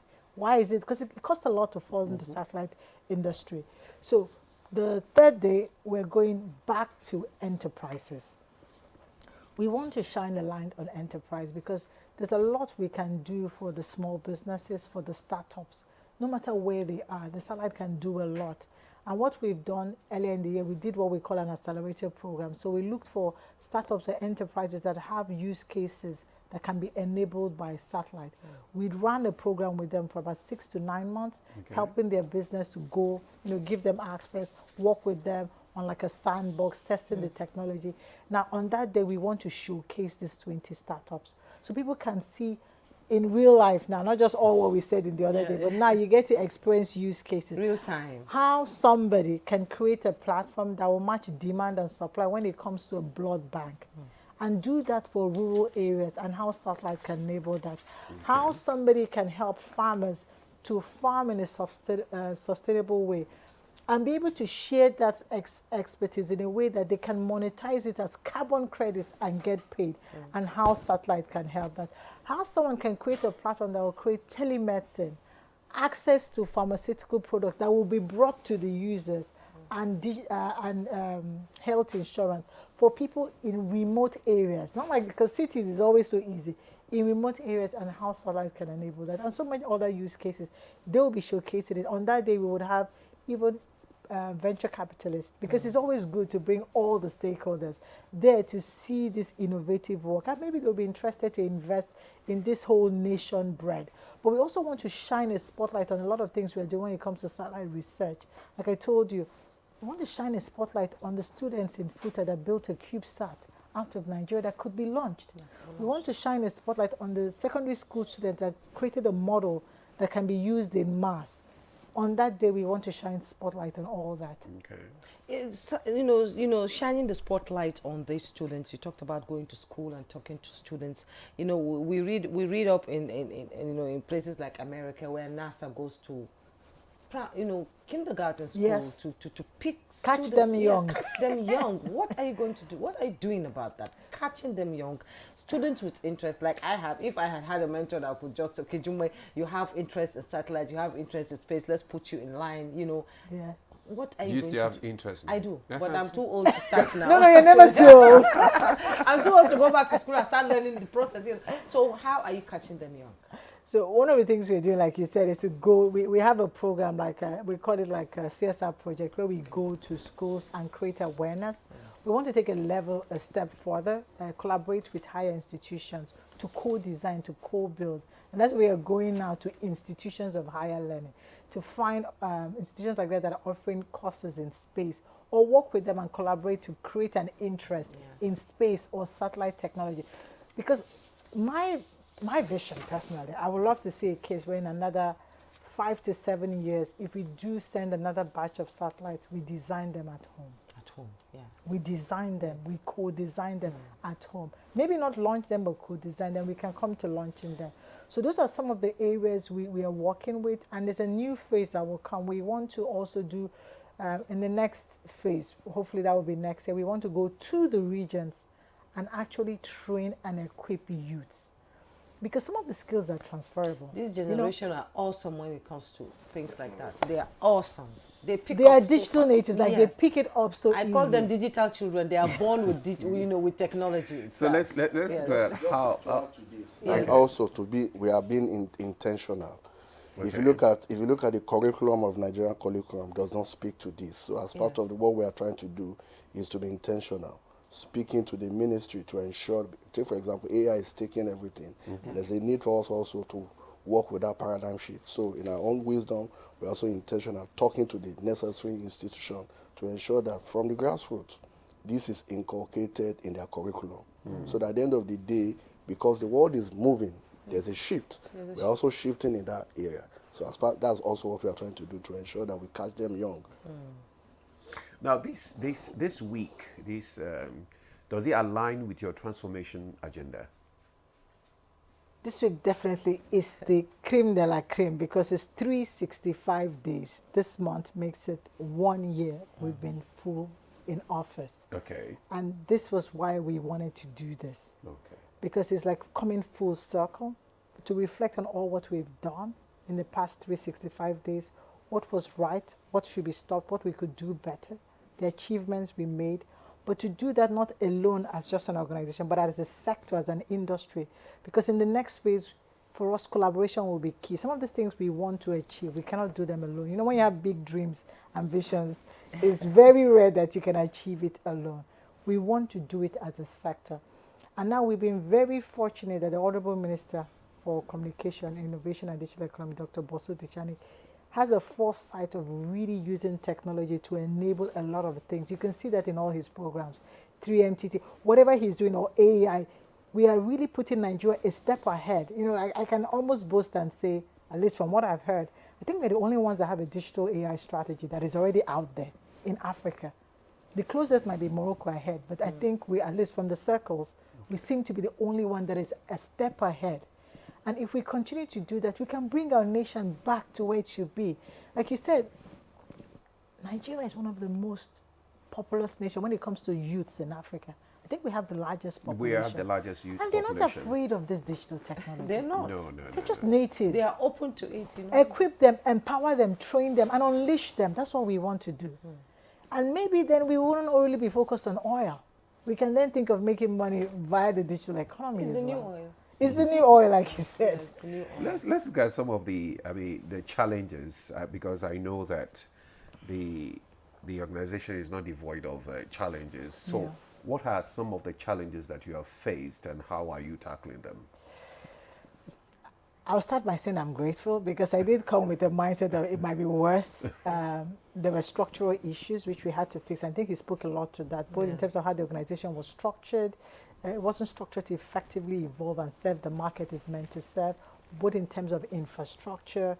You have infrastructure that was decaying, that was really not being taken care of or invested in, and it won't give you the outcome you really want from it. But there's also been challenges in also making sure that that vision we set, the organization ties into it. You know, mindset is also a thing. If you've been operating in a certain way and you're being told to change, change is not always easy. That's why we call it transformation. It's a whole journey in itself. You keep going at it, keep talking about this is how we do it. This is how, this is how we win. We win together until we get there. But we've been very fortunate to be, received a lot of support both from the president and our minister to start this journey. So those challenges. Very acceptable to the people. Oh yes, so those challenges, if not, I think a lot of the achievements we did in 365, we wouldn't have gotten there without the kind of support we have received. So those challenges do exist. I think what's more important is what are you doing about them? Because you can talk about the challenges. We want to rather be solution focused. And how do you address them? How do you address the issue of making sure that technical capacity continue to exist, both in terms of your resources of your people and your infrastructure? How do you continue to address the issue of reliability to ensure that the service remains reliability? How do you even address the issue that the usage, the adoption that is used for the purpose it was created? This is a national asset. Yes. You understand? It should serve a national purpose. I want a case that at the end of the day, both the local farmer in Bayelsa and the local farmer in Gombe or Meduguri uses this service because it's the nation's asset. And we're talking about food security, everything has so apart from putting satellite in orbit, having a plan to ensure that our Nigcomsat is the thing in Africa itself. Nigerians go for it, Africans go for it. Let's talk about capacity building for staff, training and retraining of staff. What are you doing in that area? That is such a good sweet spot because the truth is that technology is evolving. Now we talk about LEOs. I don't know if you guys have heard of LEOs. So we have a geostationary. Newer satellites are coming, LEO, high throughput. It's so important that we continue to update our knowledge. Now, we're doing it in various ways. Some of them we're doing a lot of self-learning. So staff are being given the ability to spend time investing in learning on their own. we're collaborating with training partners, both foreign and local. And some of them have already commenced, where we are getting local training partners to come, because you have to continuously evolve. Yes. You can't say, 2 years ago, who knew about AI? Now, AI is like the It's only all thing. over the Nobody hears place. any other Yes. thing. So it's always good to invest in your people, because once we continue to invest in them, they could give us the output we want to see. So it will be continuous. So now we're doing the phases of getting actual professionals, both local and foreign, to continue to educate ourselves. Because that's what we want. We want to educate ourselves on the technology, on the market needs, so that we can service the nation in the best way we can. So what is your collaboration with the subnationals here?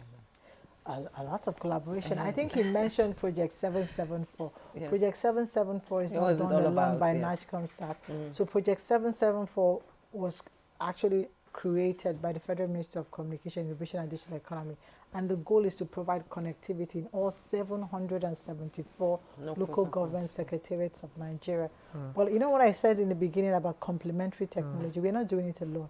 We're doing this in partnership with GBB, that's Galaxy Broadband, NIDA, USPF. So we go there with satellite, we go there with fiber, we go there with training, empowering them and giving them those digital tools. So you just don't want to give them access. So if they need computers to access the application, if you need to train them to even know about this technology and how to use it to either improve their life, improve their business, improve their health, we layer all that together. So there's also a similar project called the Primary Health Connectivity Project, trying to connect about 20,000 primary health care centers. And it's also involved other MDAs, Galaxy Backbone, primary health centers, and also Nigcomsat, similar to the 774 project, in order to ensure that you have the utilization within those health space, because everything is going digital. You want to do your clocking, also for the doctor to be able to have assistance with other doctors outside their own maybe primary health care centers. Wow, So what advice, let me just ask Mr. Abiodun Atta, what advice would you give to young entrepreneurs who want to, who are interested in satellite technology? So I think the advice is to keep fit and still coming in. Because a lot of young people are interested in satellite technology. Yes. So how do they, take advantage of it? So they can take advantage by coming to Nigcomsat first and foremost to inquire what we do. And like MD said, our doors are open, one. And two, because again, satellite technology is a technology that's going to live almost to the end of time with man. And because of that, you need, the entrepreneurs need to come in, and then we also need to meet them, understand the kind of services that they do to see how we can also support them. And the training, we're also looking at, I think MD said it, one of the things we want to do next year is to go to regions. Switch to regions and then empower a lot of youth who have ideas but don't know how to empower. How to go about it. How to go about it. We want to push a whole lot of this to the regions from next quarter, where we want to look at it, focus more on those specifics, and then do a lot of do a lot of marketing as well. When you say you want to go to the regions, you have enough officials, trained officials. Now, I will answer that. Initially I said something about channel partners. Yes. You can't have 1,000 people, if you employ 1,000 salespeople, cannot cover the entire country. But rather than that, you look at channel partners.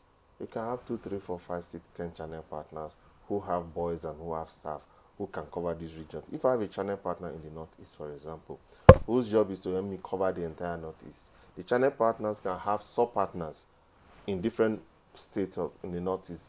Their job as well is also focus on certain specific areas or certain sectors. But with my little staff I have, I can empower those regions with my channel partners. Do likewise for the Northwest, so the South, Southeast, and South. When we have those channel partners, which we already have, and we're trying to empower them further, to be able to go further into those interlands. And then you'll be surprised a lot of youths. Like them, said, FUTA, for example, developed a CubeSat. We have some bunch of secondary school, GSS 1 to GSS 3. I'm sure when you come to our satellite week, you will see these young intellectuals building code, running this code to drive these devices, you'll be amazed how this has gone deep into the youths. Yes. So we have channel partners who will think again, will help us focus on those sectors and those regions. And doing that, we empower these entrepreneurs who are looking how they can get across to Nigcomsat. If coming to Abuja or coming to Lagos or Kano is difficult, through our channel partners, they can have easy access to Nigcomsat. Will training be organized for this Yes. kind of people who have You want to add Yes. to it? There's what we call the Zonal Intervention Project. Okay. The essence of that project, just like he alluded to, is to train people. So in the first phase, we've done the first phase. We've trained about 1,000 Nigerians across 6 different geopolitical zones: Southwest, Southeast, 1,000. So the essence of that project was to train people on hands-on. There's a difference between you even having the well to know, but also ability to have practical hands-on on VSAT installation and what we call TVRO. Take for example, if you look at DSTV, you want to install, because we also, Nigcomsat has what we call a state-of-the-art facility, similar to what DSTV has. We have about 105 channels that we are beaming.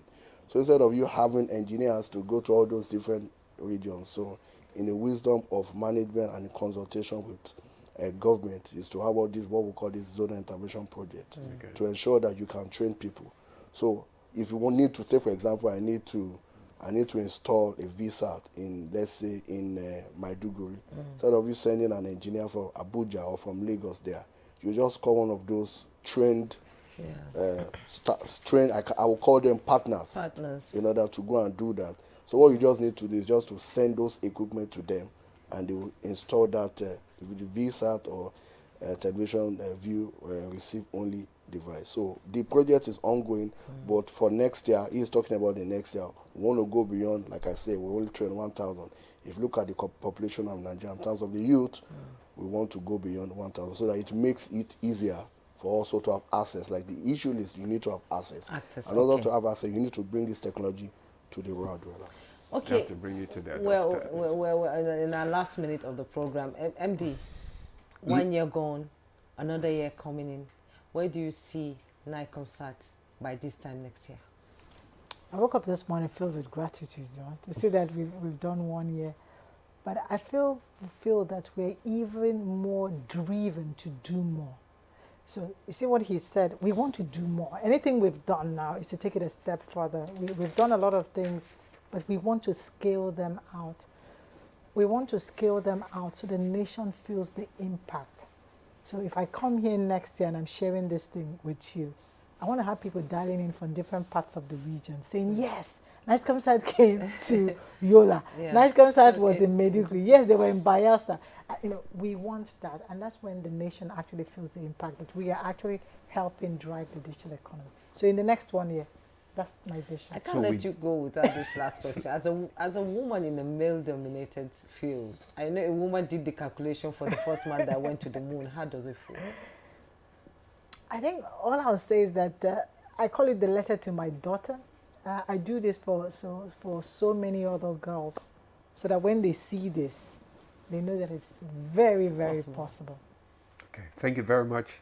They know that it is very, very possible. And we are looking forward to next year when we will have you, so we can also know the impact that Nigcomsat has made in Nigeria, especially in the development of technology and otherwise. Thank you so much. We have been speaking to the Managing Director and Chief Executive Officer, Nigeria Communications Satellite Nigcomsat Limited, Jane Nkechi Egerton Idehe. Thank you so much for coming on Good Morning Nigeria. Also, Engineer Abiodun Atta, Executive Director of Technical Services, Nigeria Communications Satellite Nigcomsat Limited. Thank you for coming. Thank you, sir. And Engineer Temitope Yusuf, Technical Assistant to the MD CEO Nigcomsat. Thank you very much. It's been a pleasure having you, shed more light and bring out the excitement in me actually. It's been a pleasure having you. Thank you so much for your time. So all the best in your activities. We'll be there. We'll be there. And that's Good Morning Nigeria for today. I hope we held you captivated with this interesting conversation. Thank you so much for your time. I am Juma Yusuf.